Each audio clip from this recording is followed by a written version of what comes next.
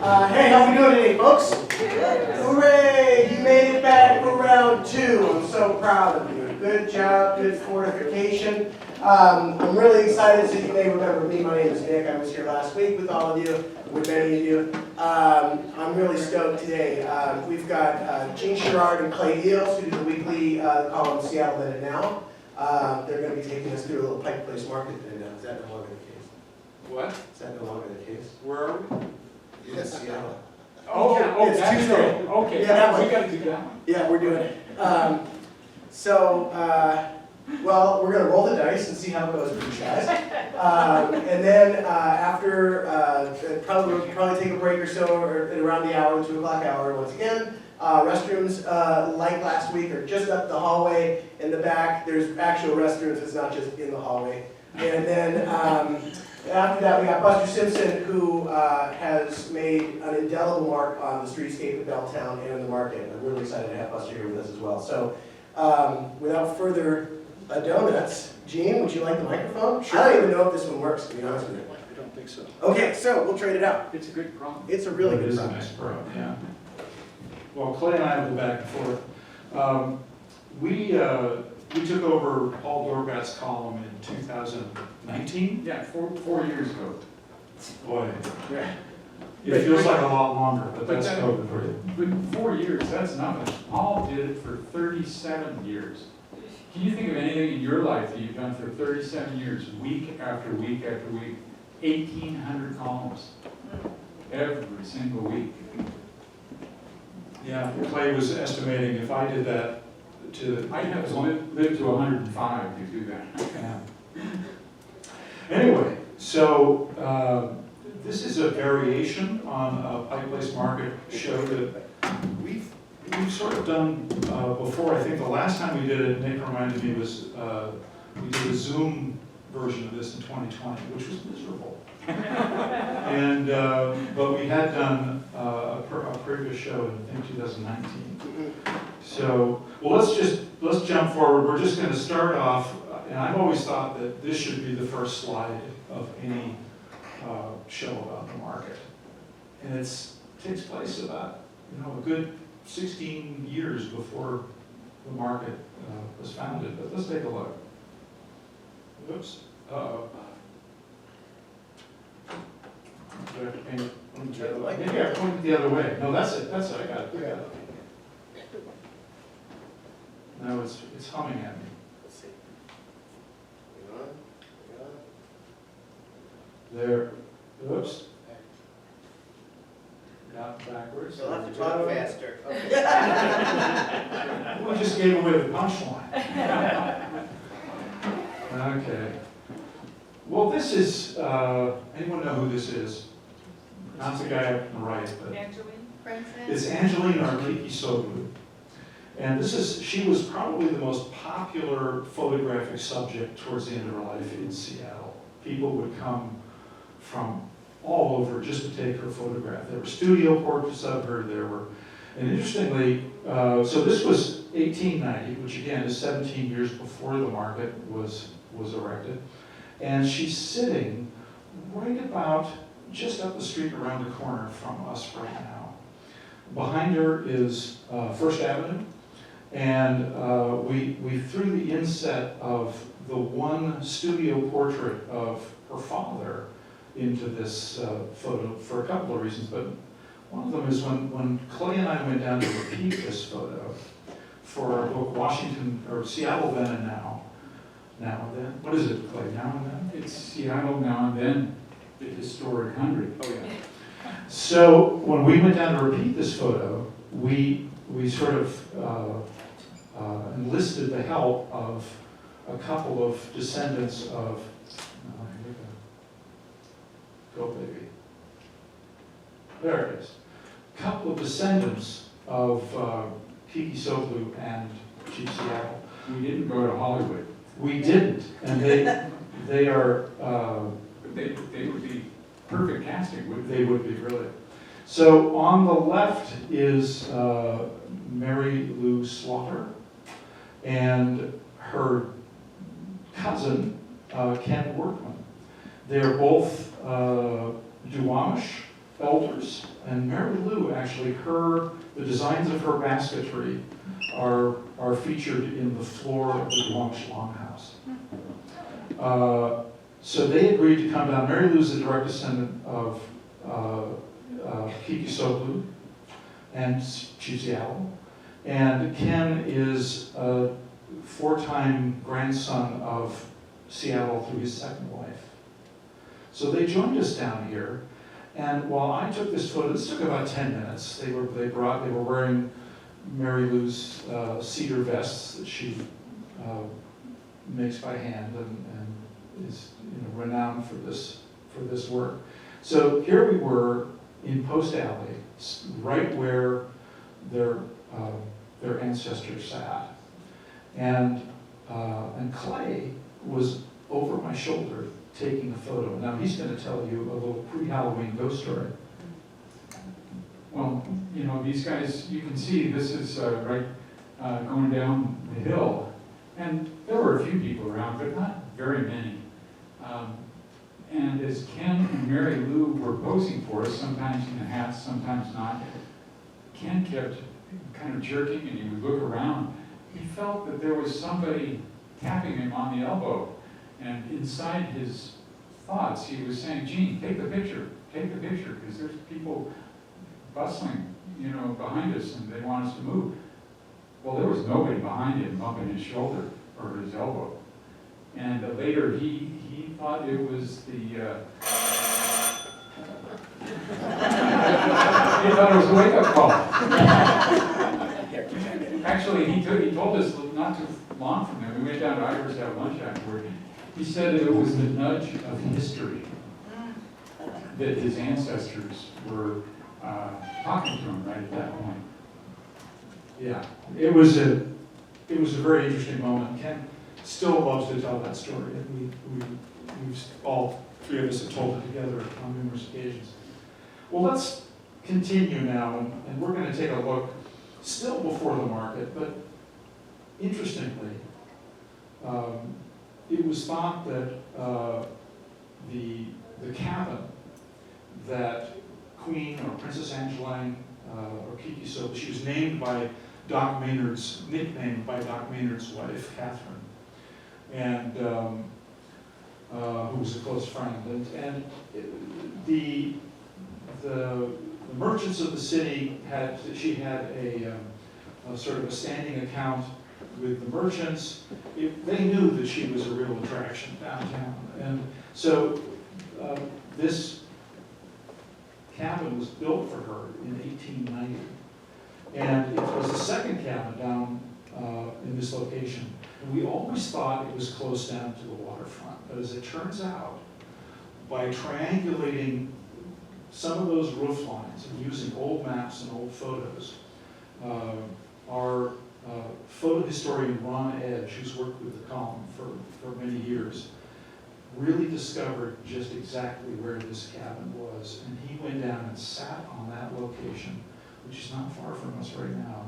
And here's that spot. Well, this is, to the right are the fixed Medor apartments. And on the left is the parking garage, which I spent about 10 minutes trying to find parking in today. And this is behind Ron is a stand of bamboo.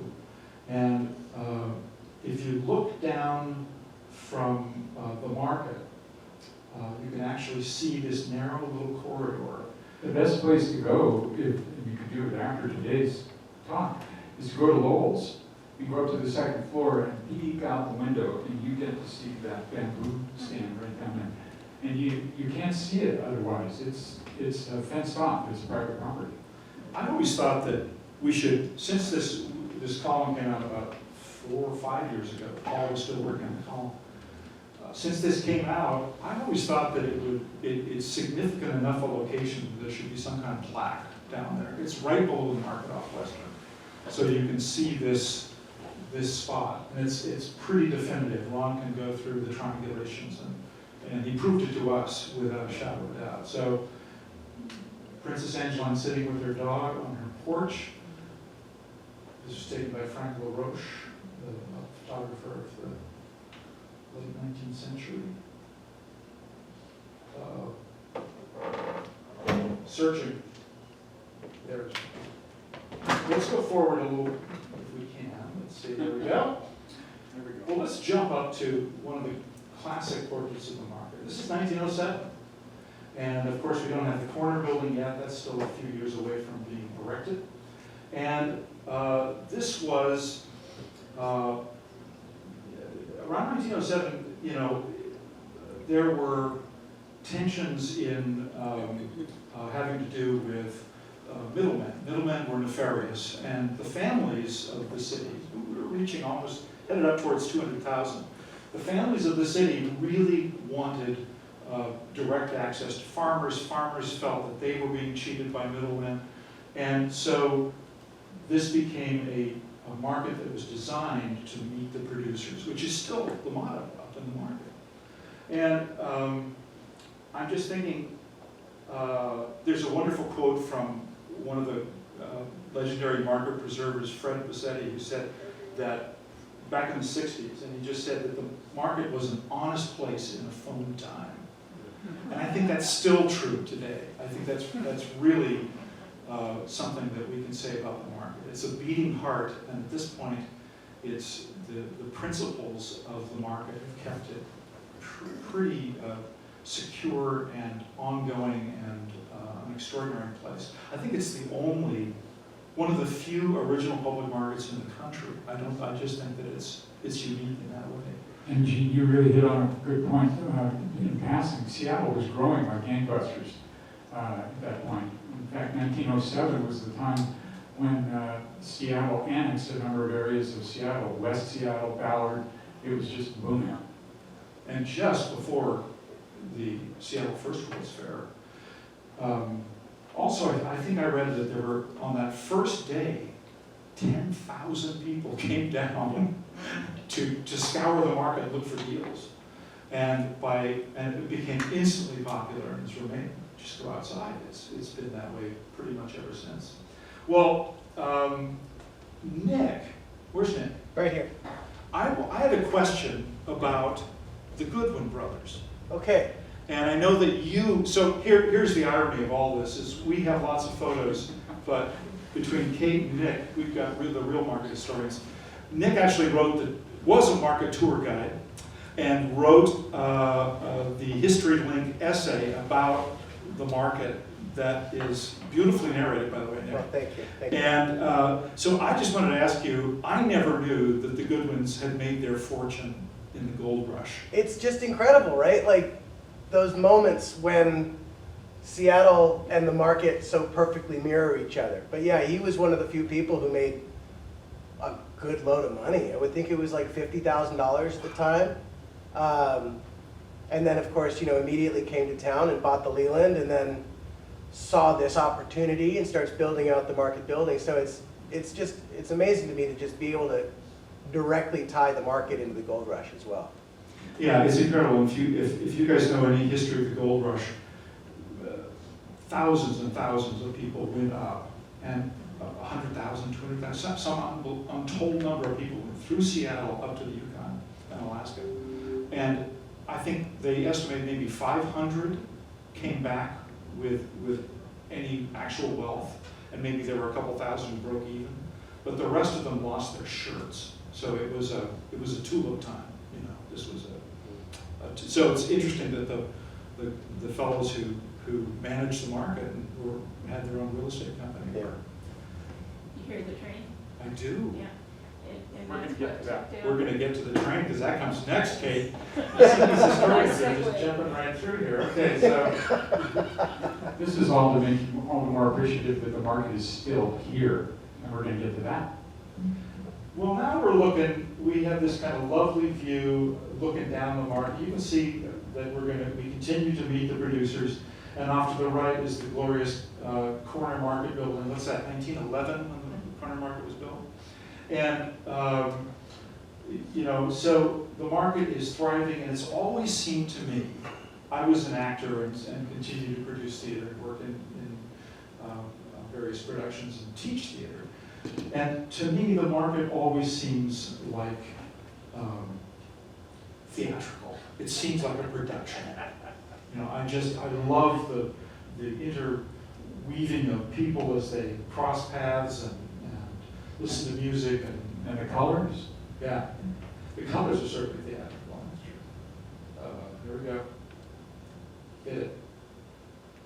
Well, here we go. This is in the late 60s, mid to late 60s. There was a fairly well, there was a movement to convert a lot of Seattle architecture into parking and housing. Not just Seattle, I mean, it was urban renewal, that was the slogan. And Market was seen as desperately in need of urban renewal. So Victor Steinbrook and Vassetti actually worked together. Victor was head of Friends of the Market, and they worked untiringly. Here's Victor leading a group of marchers in front of City Hall in '71.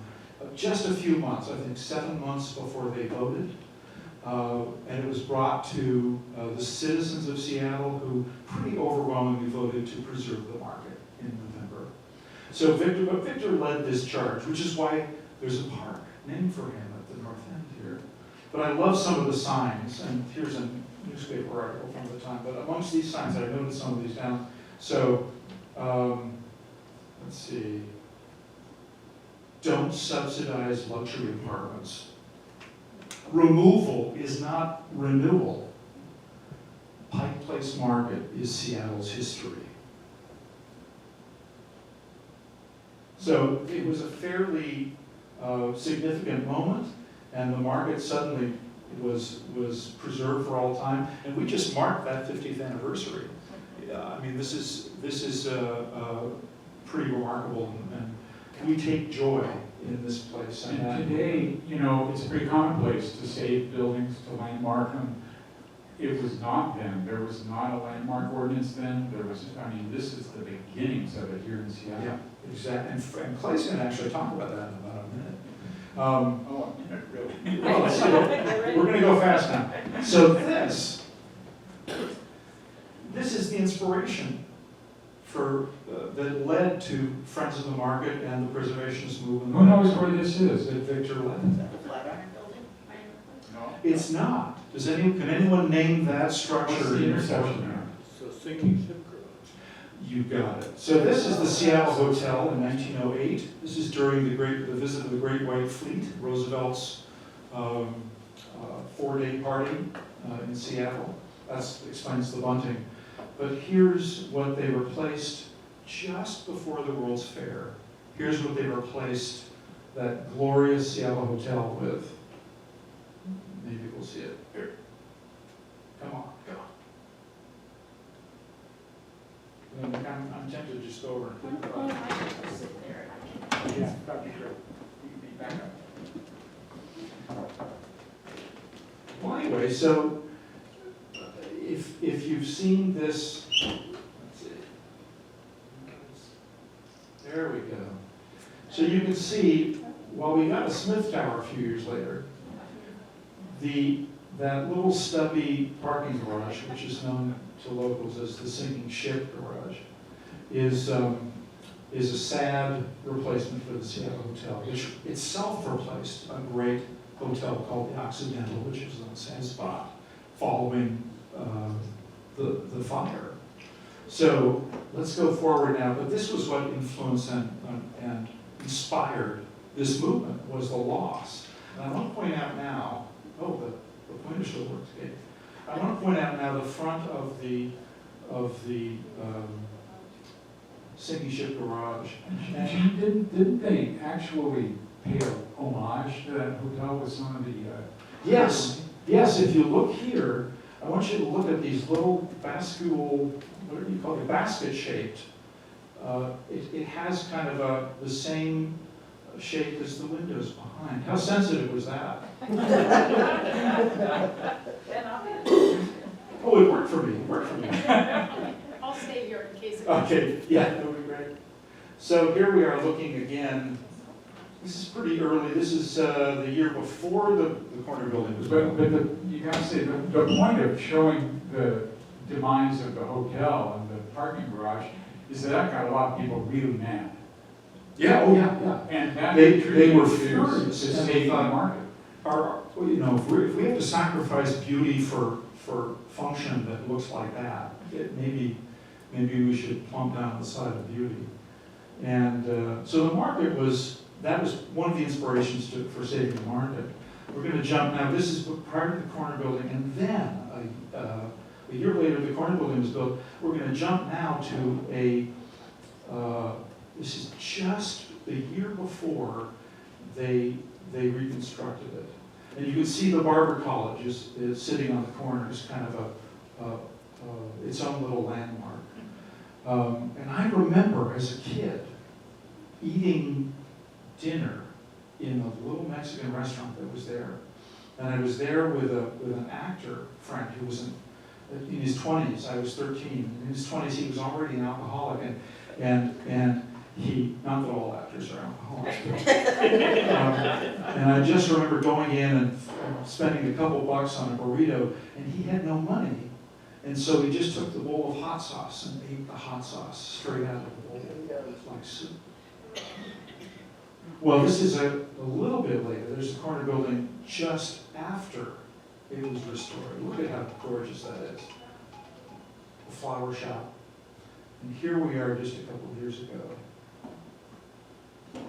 Now, right at that same spot, we're going to do a quick trip back into time, because right at that same spot, we began with the Knox Hotel. And the Knox Hotel was built at just about the same time as the building being ran out of the fire. And architects flooded into Seattle in 1889 and 90, just after the fire started building. Well, the Knox Hotel was one of those. And in 1900, it was a place for hucksters and travelers. They advertised their wares. Many of the residents had, for some reason, there were a lot of health providers. And the health that they provided was by way of magnetism and massage and spirituality and mind reading and fortune telling. So there was a huge number of them. You could see their advertisements in the papers at the time. But all of that magnetism and healing that happened could not forestall what was happening in 1903 when the Great Northern started to build a tunnel. And the tunnel is right down below the market on what is now Western, or below Western, on the waterfront.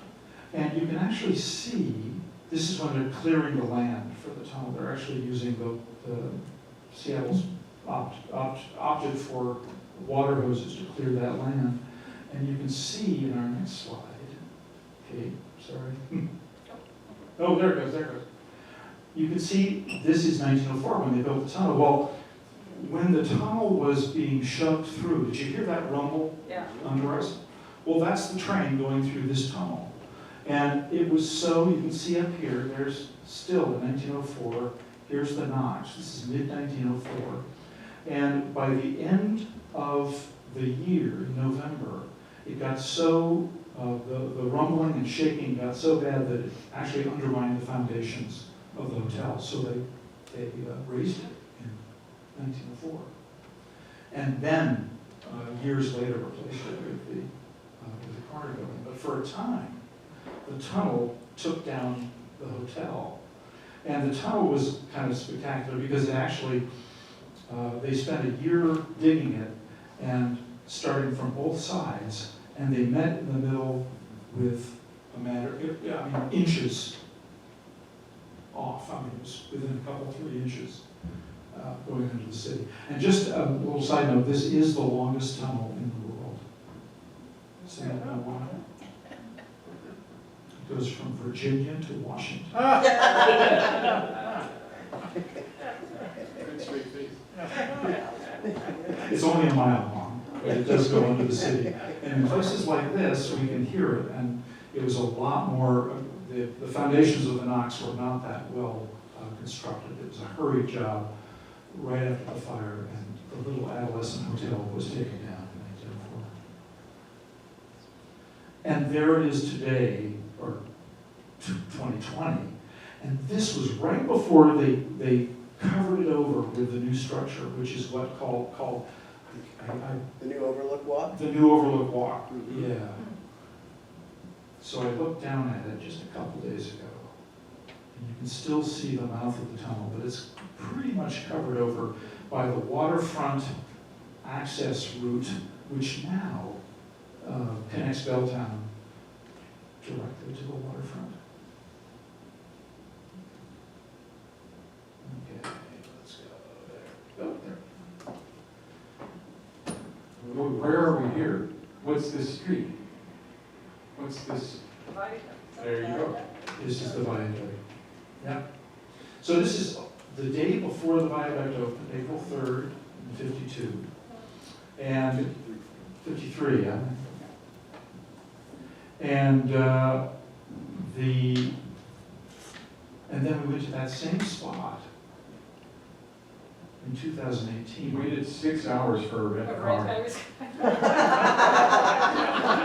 was worse than that. I drove around in circles. And finally found the red car and climbed in behind it. So here it is today.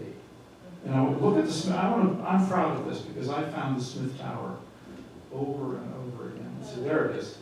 So as we fade through, now watch the Smith Tower. You'll see we got pretty close. And then today, this is with my 20-foot pole. We'll get there, we'll get there. Okay. He sticks a heavy camera on top of a 20-foot pole. It makes me cringe every time I see him do it. Spacebar would do it. You know, this sequence that Gene just showed is illustrating what Paul used to call a column. He said it's a game of hide and seek. It's you find the common element in them, and then you look around and you say, what's still here, what's not? In that case, the tower's one of the few things that's still there. Well, this is also from that same day, and photographers were roaming up and down the almost open viaduct from the Seattle Camera Club. Yeah, this is looking south. We're looking south, and these are notables from history. I hope you guys visit History Lane on occasion. They're just upstairs. They are right upstairs from us. And so second in there in that same location, this is the last day, the last weekend before the viaduct was closed. Was anybody in this room there on the last day? Everybody could walk on it? Yeah. I think I saw you there, Buster. I mean, it was laughter and tears all in one, but it was an incredible thing. I mean, the place was packed the whole day. And you could see how pitted the road was. I mean, how, we drove on that. Clay and I actually did a 360-degree video on the last commuting day, which was 2 days before this. We put a 360-degree camera up in the air out of the moonroof of the car. And so there's a video we have online if you want to experience the drive one more time. And with a 360, you can mouse around and see anything in that area. Well, I met Clay on the viaduct. There he is. And we worked together that day. Gene, wait a minute. I haven't seen that photo of me before, but I'm thinking, what's that thing up in the upper right corner? Ooh. Let's take a look. Anybody here know? Upper right corner. What's sticking out Just there? above, The totem? you see it. Yep. Oh. So we're going to get to that, right? Yes, we are. So there's Marvin Oliver's totem pole. And Which is a- structures being saved too, by the way. Yeah. Yeah. whatever we built it. Yeah. So, but before we get there, here's another shot of Clay. And when he saw this for the first time, he actually stopped and said, "Take a picture of me facing in this direction." Why, Clay? Why did we have to face Well, this direction? in this photo, you see the building without which I would not be possible. My dad came out here from Kentucky in 1947, and he had the whole Northwest Territory to drive around and sell women's and teenagers clothing to the department stores all around the Northwest. And he was in the 10th floor of the terminal sales building. Do you see that up there in the upper left? beautiful building, and it is a Seattle landmark. And my mom was working on the first floor of the terminal sales building, and that's how they met. Is this it? Is this it? That's it, right there. And it's at first in Virginia. My mom's name is Virginia. It was very appropriate, and they got together and they married, and a year later I was made possible. So that's my favorite building in Seattle. Well, so this is under the North Arcade, which was built about 1911, mid-30s, and during the Depression, the market was no less popular. Here again, this is something that I think was part of the features of the market.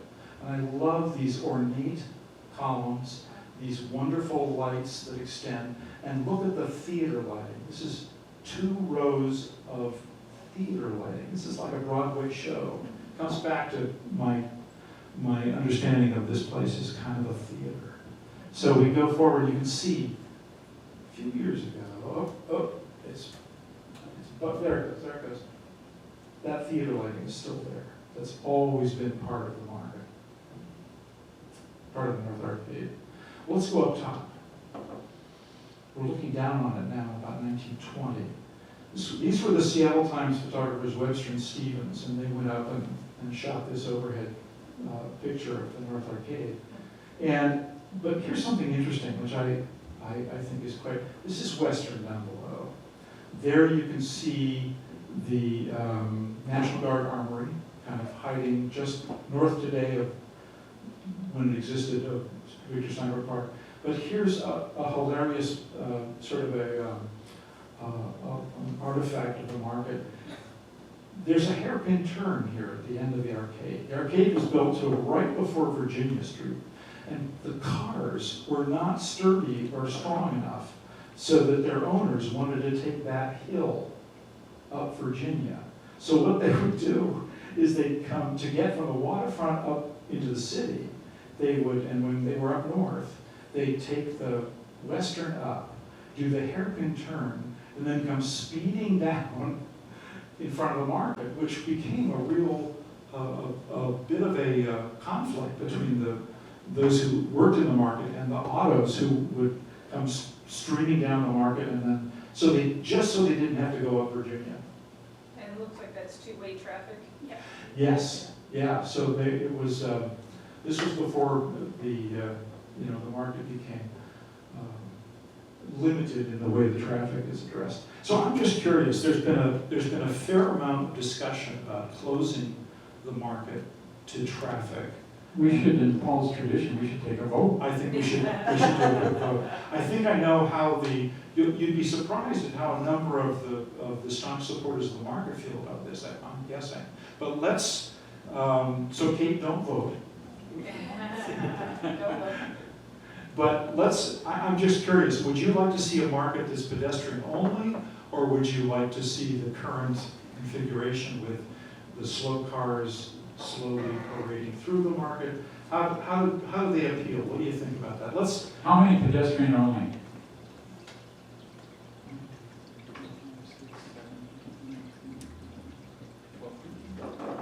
And how many car access?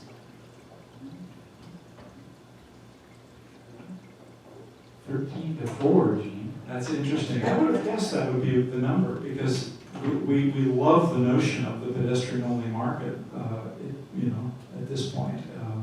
Pedestrian-only in places like central London, they've closed down many streets to be pedestrian, and Paris as well. So what's the market view, Kate?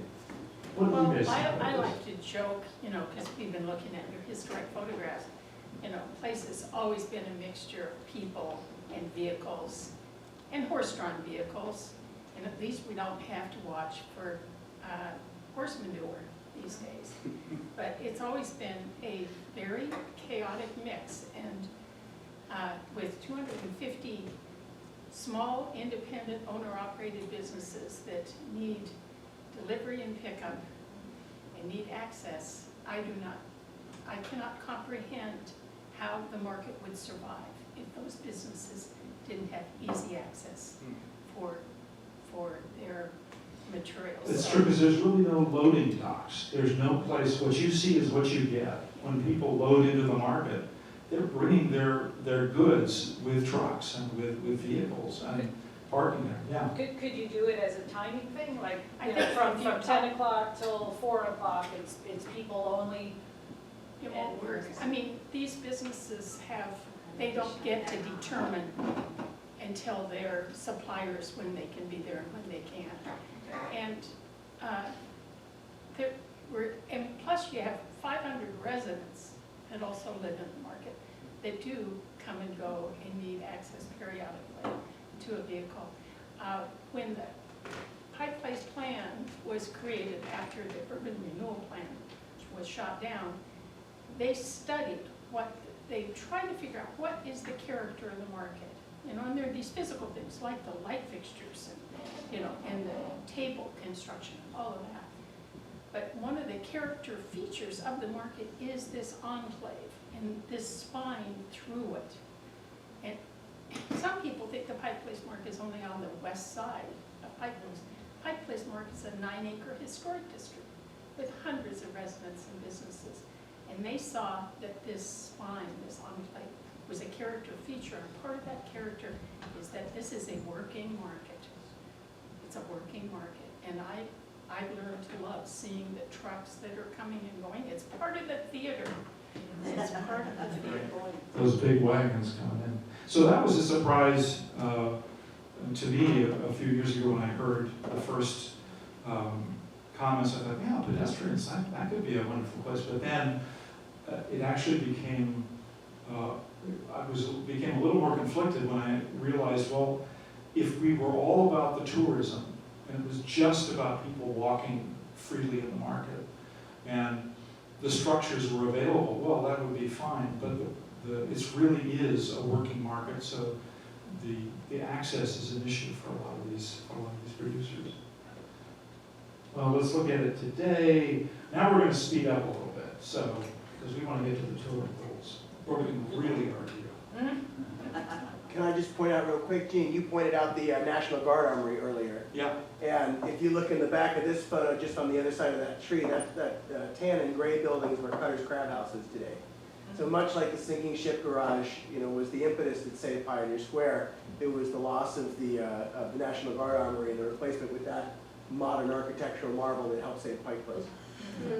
Well, I'm actually going to show a couple pictures of the armory just so we can take a look at it, because there's an interesting and kind of terrifying story about the armory. This is a pretty fascinating picture because it's a rare one looking up from the Miners Hotel in 1916 at, you can't quite read it, but it's the Seaman's Home. This is along Western. This is looking up Western. The Seaman's Home was just as it was a place for old salts. And it was built in 1910, and it stayed there until the mid-70s when it was replaced by the parking that we suffer with today. It'd be worse without it here. But take a look. I want you to remember the shacks that you saw, Princess Angeline's cabin. Well, it was right about here, looking down, because I went to the Fix-Medor building, which is right above that little cut between the parking lot and the Fix-Medor. And so I'm on top of the Fix-Medor with a pole taking this same photo, but I just wanted to make note of for many years this was kind of the sort of the go-to spot to erect quick and dirty houses and live there. Well, there we are today, and this is the roof, the walkway roof that goes to the garage from this side. And so we'll go forward, but there we go. 1962, it probably was arson, but this is from the viaduct, looking back at the burning armory, which was built same year as AYP in 1909. And this is a classic PI photo. I mean, really a stunner, but they had to close down the viaduct for a while. And because the armory was was entirely brick, and quite beautiful. It was the castle on the hill. This is post-fire. And you can see that the street down below has kind of been, that the approaches. So, you know, Nick, it really wasn't that destroyed. A lot of the wood burned, but they could have preserved it. And they actually had it up for another 6-7 years. Didn't come down until '68, in which the bricks then were taken by builders and returned to other uses. But it was a real interesting place, and it's now been replaced by that kind of nondescript building, a community center, dances and concerts. And then we have our hill climb. And within a few months, I think in January of '77, they broke ground for what it is today, the beginnings of access to the market on the waterfront. And this was in place by the late '70s. So, well done. Nice lamppost too. Okay, we're looking east, 1907. And what do we see? We think of this as kind of the doorway, the gateway to the market. What are we calling it these days, Kate? Oh, that street, they call it Pike Plaza these days. Right, Pike Plaza. Well, this is in 31, and you can see this building is called the Han Building.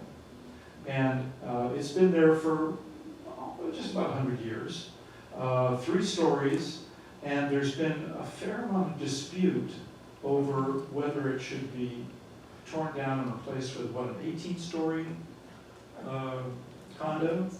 And seeing this is kind of like what we think of as the opening to the market. What would happen if a great shadow was flung across the market, you know, and it sort of wandered away across the market?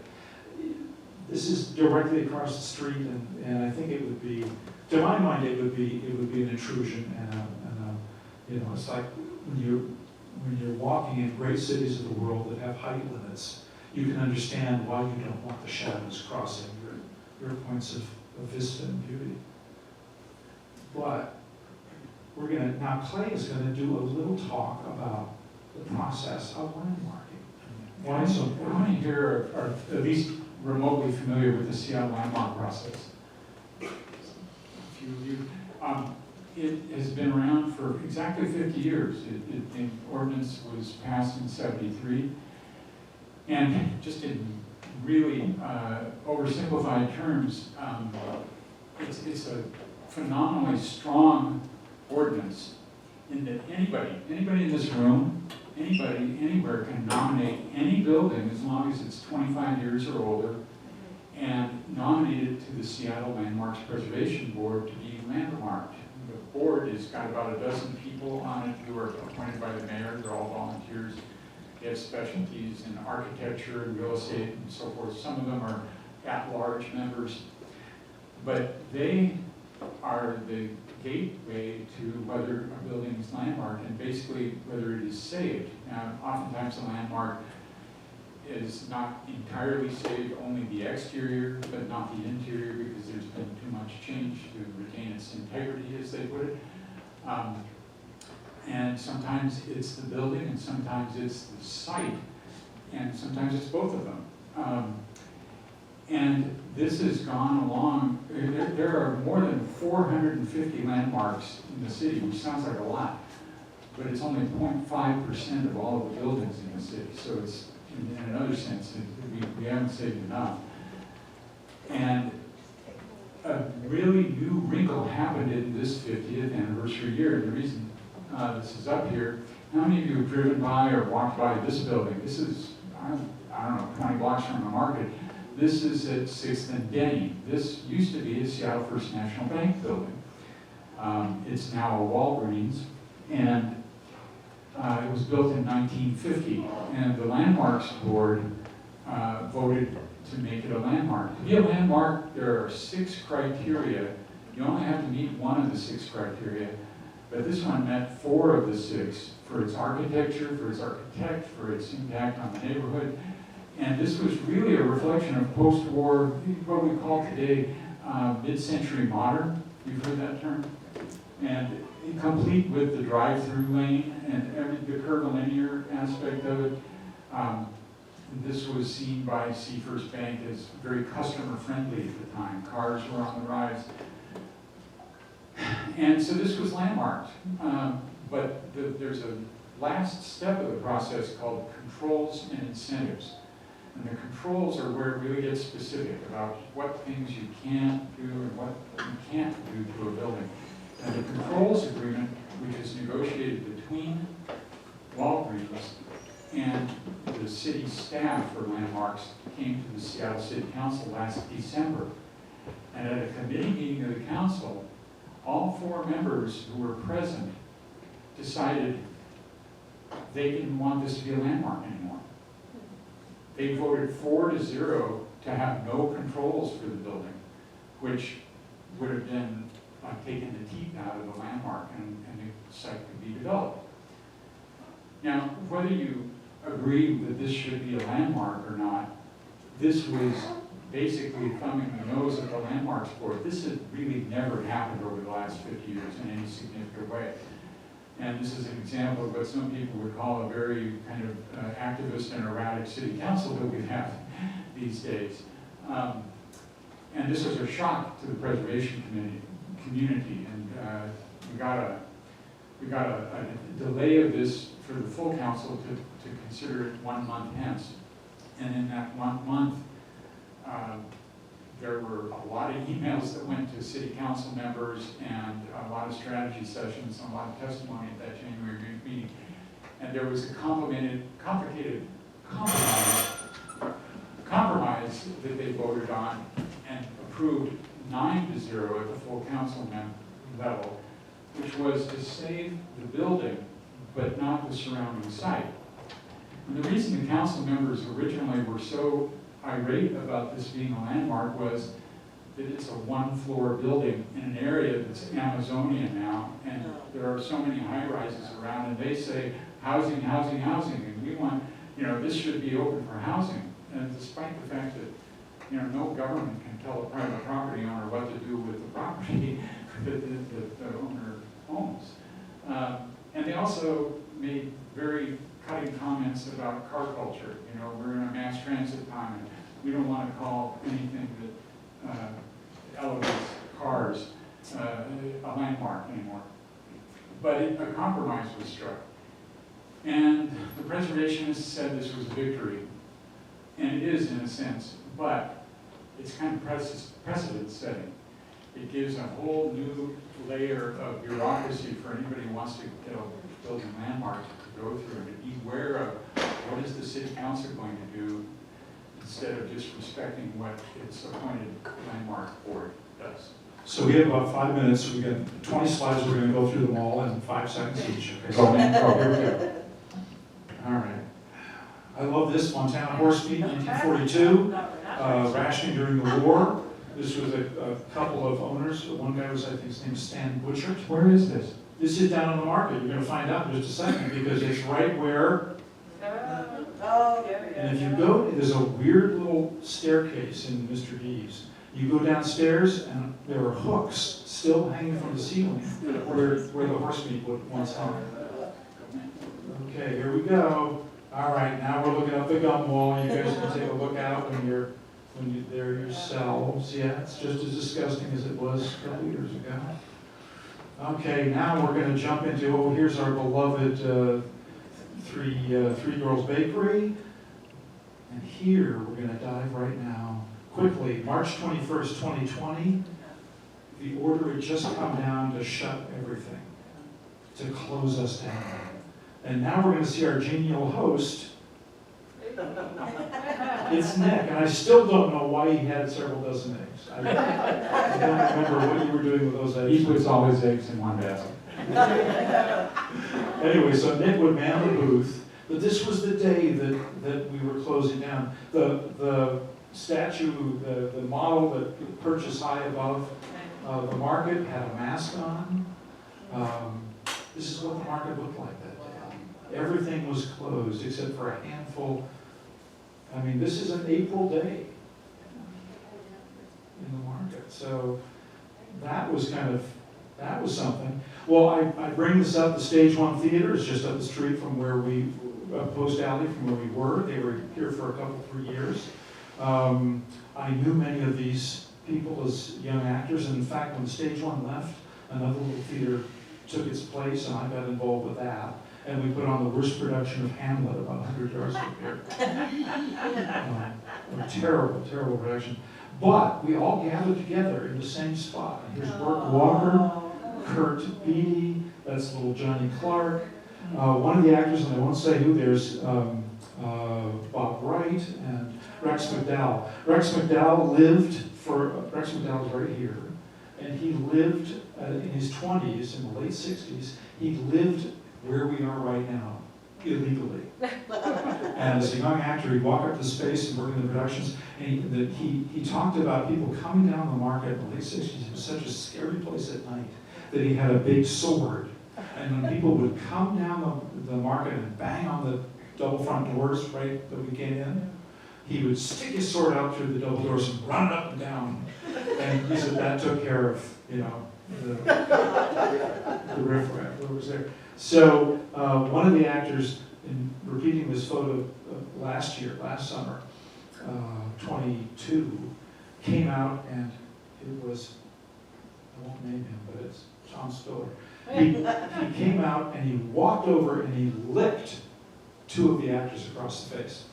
And a day later was the memorial for the great John Aylward. And I think of 150 people that were there, 35 of them came down. It was a super spreader event. Blame it on Tom Spiller, who was a very comedic and fun guy, but licking someone in the middle of a pandemic, it was anyway. The event went south. Okay, up at the market there we see, who's this? Artist, Spoonman himself. And this is Accordion Cat, just from last year. Okay, more of Artist. Artist is still doing his thing today. He is, it's true. Johnny Hahn, who's playing right now in A Thunderstorm. And now Clay, a very quick. We are to our totem pole section. This is the end of the show here. You know where this is? You ready? It's got bigger cyber. This is, no, we're about an hour's drive south. We're in Tacoma. And this is the Tacoma totem pole. It was erected in 1903 for Teddy Roosevelt coming to Tacoma. And the idea was to have it help compete with Seattle for business, for residents, for everything, and the image. And so it was moved in 1954 about a block north of this site that you see. And I can't say today, but this is very recent. This is 2 years ago. It was paid for by business people in Tacoma who hired some Alaskan natives to carve it. And that's essentially what happened, that happened to this totem pole 2 years ago. And we were there when the city of Tacoma took it down. 10-foot piece by 10-foot piece by 10-foot piece. And they took it down because it is not original to our area. The tribes in this area do not carve totem poles. The Puyallup tribe nearby objected to this, and so it was taken down. Very quickly, I can't remember how many sections, maybe 7 or 8 of them. The top section with the eagle and the bottom section were saved and saved by the city and stored to be given to the Tacoma Historical Society, which, Gene, can you go back real quick to that first slide, the Eyes of the Totem slide?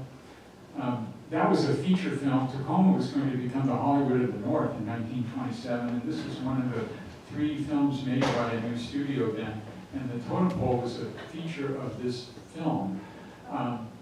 And so as a part of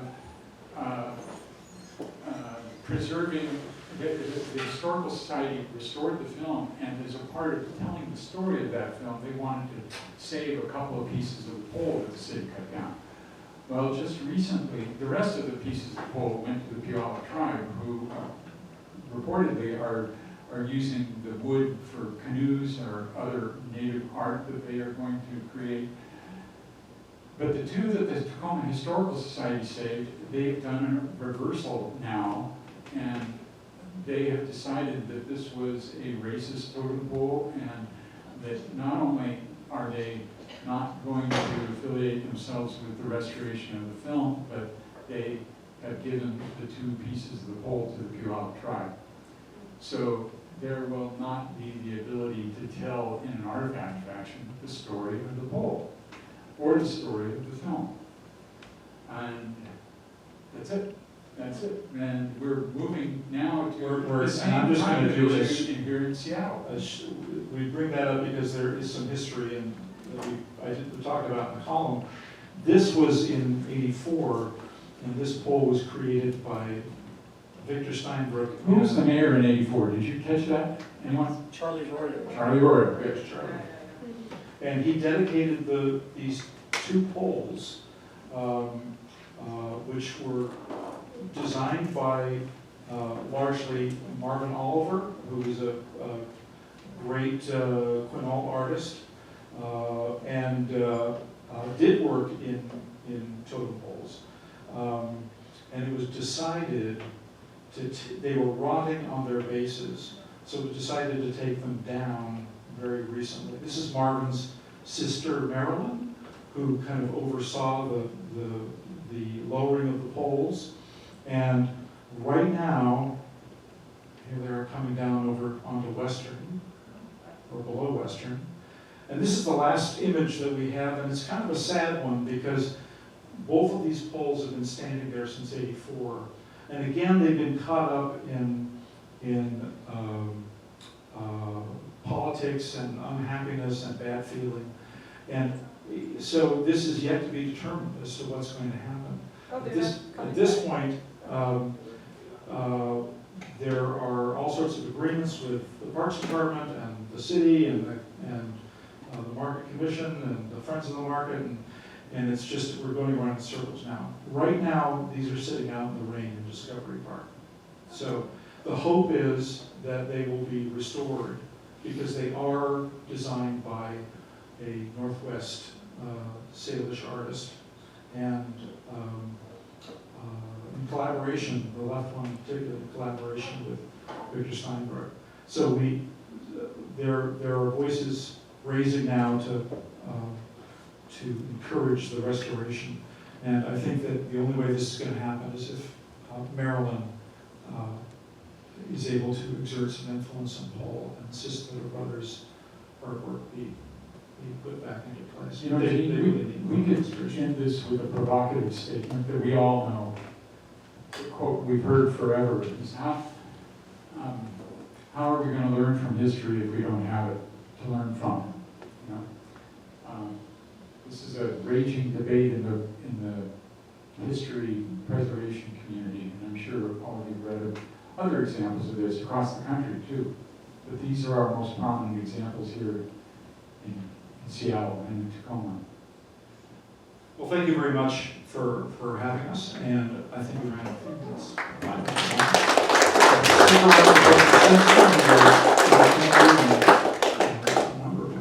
Thank you again, Nick. You guys are amazing. Thank you so much. Thank you, yeah. Jane and Clay, everybody. How about that, huh?